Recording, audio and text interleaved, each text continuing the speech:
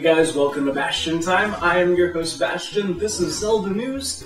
Let's get to some Zelda news. Mr. Aonuma was recently interviewed and said some interesting things that I think are going to sort of foretell the future for Zelda U.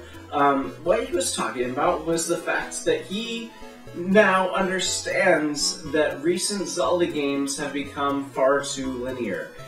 He's obviously not talking about A Link Between Worlds, which is one of the least linear of Zelda games, but, you know, he was talking about how he thought, while he was designing the Zelda games, that players wanted a little bit of hand-holding, that players wanted to be told where to go next, and to have a specific order of events. You must do this in order to do this, so that way they wouldn't get lost or confused.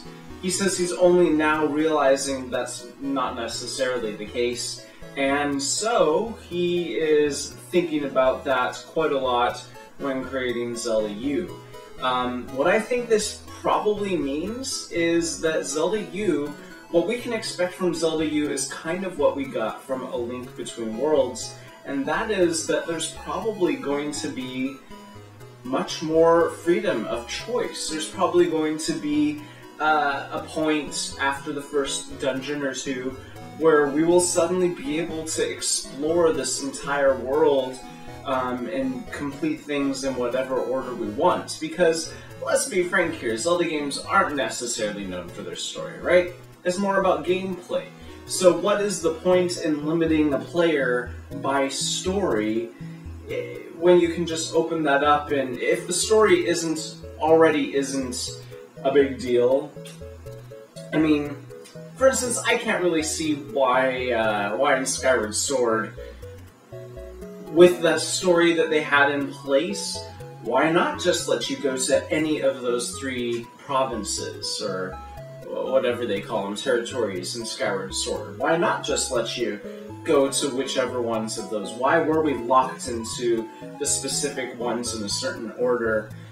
Doesn't make much sense, because the story didn't dictate that, really. If you went to one, certain events could have played out there. If you went to the next, then certain events could have played out. So it doesn't really matter. It doesn't take a whole lot of extra writing from the story staff to let you just go wherever you want. I just don't see why it was a big deal, but I guess now we understand he felt like that's what players wanted. Players wanted to have a specific linear order to do things in, and now he knows that we don't.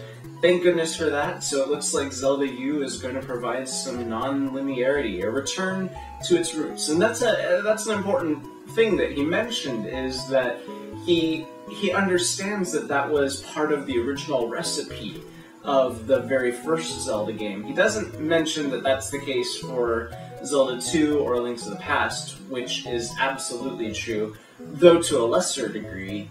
They still provided a lot of open world, do things in whatever order you want kind of thing. But he does recognize that that is part of the original recipe for The Legend of Zelda, and that's an important thing to rework back into the series, and I certainly think so. So, anyways, that's what we have to look forward to Zelda U, I think, and that's it for this episode of Zelda News. See you guys tomorrow for some Nintendo news, and then later on tomorrow for more Zelda news. See you guys then. Bye, guys.